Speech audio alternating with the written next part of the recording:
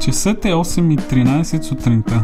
Нашата героиня е решила, че е време за разместване в нейния клас. Добре е от време на време да се правят промени. Дядото на Анна обичал да казва, че непознатият е просто приятел, когото все още не си срещнал. Ана преброява учениците. Те са 10. Тя пресмята бързо на ум. Точно по 2 ученика на чин. Ана съобщава, че днес всеки трябва да седне на ново място.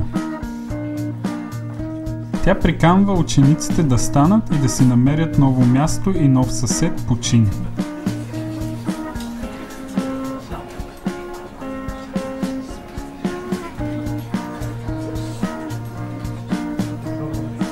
Както може да се очаква, разместването предизвиква оживление.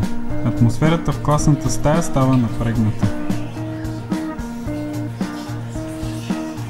Намирането на ново място и нов другар не е лесна работа. Сериозна задача, мисли си Ана. Водят се преговори, сключват се и се нарушават съюзи. Стойката за ноти е чудесен другар. Това е забавно и всички се смеят.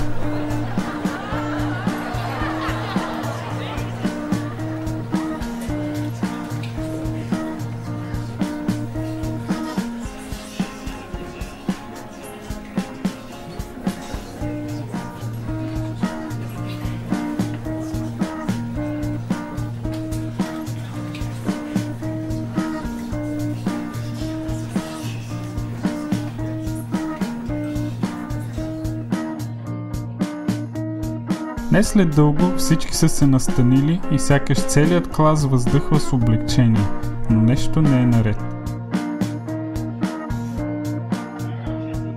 3 момичета седят на един чин, докато Айша седи сама.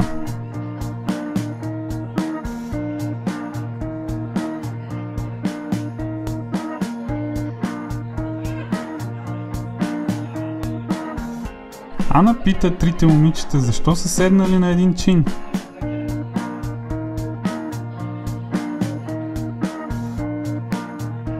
Едно от момичетата поглежда към Айша, после към Анна, сякаш казва: "Вие знаете защо", като намеква за етническия й произход.